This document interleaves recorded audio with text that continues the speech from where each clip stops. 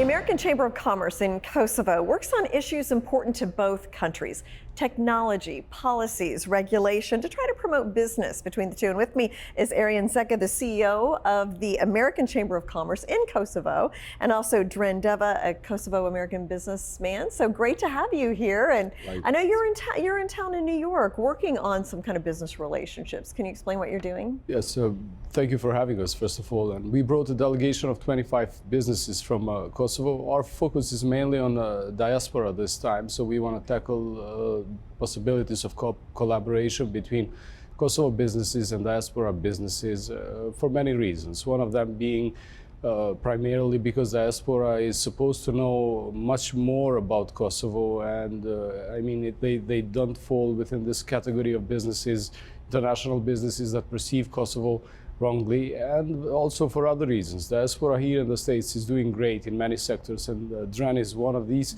examples, and we want to foster collaboration between Kosovo companies and these guys here.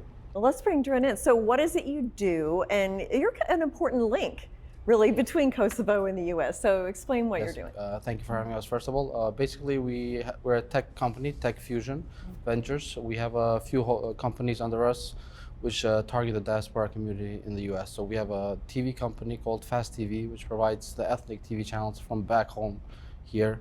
We have Fresh Ad, which is a sort of an Albanian Amazon, which provides direct consumers Albanian food from Albania to consumers in the U.S. And we have another PR and marketing company that deals with ethnic marketing that provides direct link between the diaspora and the Albanian community. Okay. How is business right now between Kosovo and the U.S.? Well, a good question.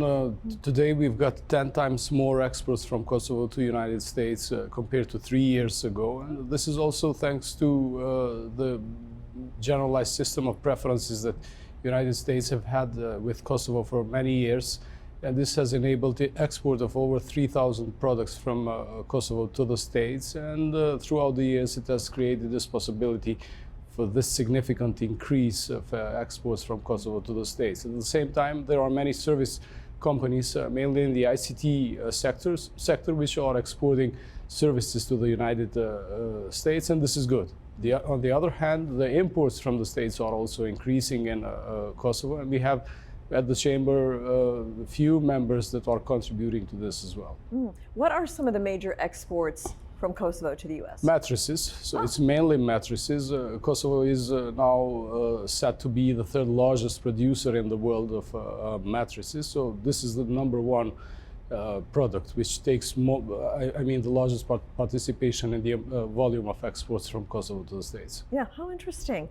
And talk to me about what are the benefits of American companies looking at Kosovo as a location? The first obvious benefit is the cost benefit. The cost of employees there, and it's, I would say, 75% to 80% cheaper than in the U.S. They speak English perfectly.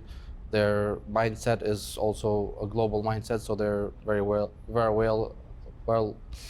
available to connect with U.S. consumers. Basically, we have, as for our operations, basically 90% of the operations are done from Kosovo. Even though we are U.S. companies, everything is outsourced to Kosovo, and we're able to do sales, marketing, distribution from there, basically.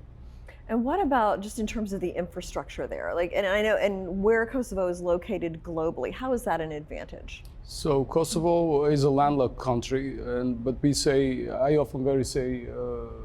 very often say, no sea, no problem. I mean, Switzerland is a landlocked country, Austria is a landlocked country, and at the same time they are known for the high rate of economic growth in the continent of Europe. So is Kosovo. Kosovo has a very convenient access to seaports. The port of Durrës in Albania is less than 3 hours away from Pristina, capital of Kosovo. The port of Thessaloniki in Greece is less than 4 hours, and the port of Bar in Montenegro is around 5 hours. So we do have access to the seaports, but the good thing is that because of the special relations between Kosovo and Albania, Kosovo Customs Agency has an office in the port of Durrës, meaning all the goods which are destined for Kosovo market, they undergo customs clearance procedures in the port of Durrës, and as a result, they do not stop or undergo other inspections in the territory of Albania until they reach Kosovo. So literally, we have a seaport as well, in which, as I said, goods destined for Kosovo undergo all necessary procedures. Yeah. That we have, in the last 15 years, we have invested in building a state-of-art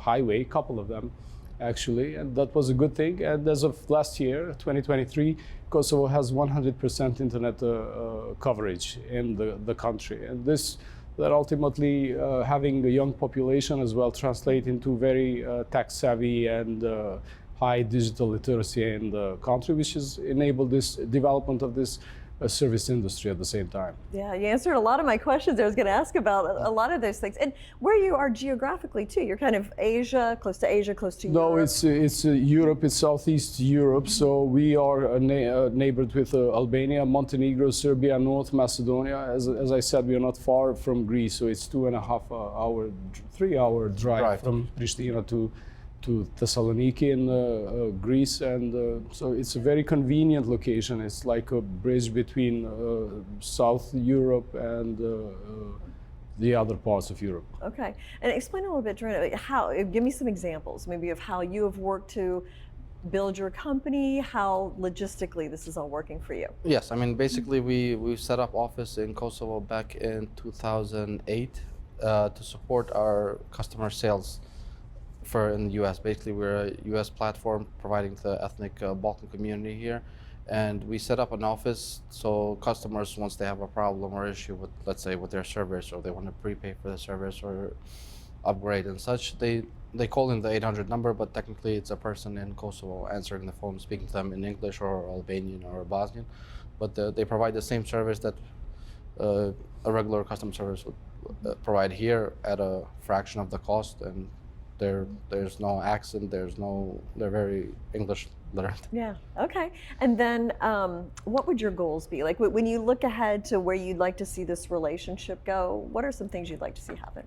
We'd like to see definitely more U.S. investment in the country. Kosovo and Albania are among the two most pro-American nations in Europe, and ultimately we'd like to see more economic relations, trade relations, and trade exchange, and ultimately more U.S. investment. I mean, we do have some very affordable tax policies, 10% of corporate income tax, no tax on dividend, and personal income tax, which does not exceed 10% at the same time. So this should have made Kosovo a manufacturing or processing hub for many U.S. companies. And with transatlantic trade and investment partnership negotiations or other forms of FTA between EU and the United States being on hold at the moment, this would have been an outstanding opportunity for US companies. Set up their processing or manufacturing base in Kosovo and then export it to EU without any customs dues, since Kosovo has an FTA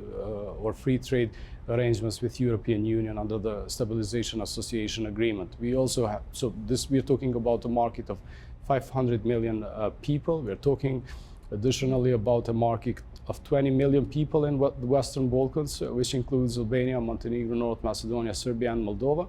And at the same time, a market of 85 million people, because Kosovo also has an FTA with the Republic of Turkey. Okay, very interesting. I'm glad you're here to tell the Kosovo story, because I don't know that everybody realizes what's happening, what you're doing. Thank you so much. Giving us this opportunity. Thank you for coming in. Thank you.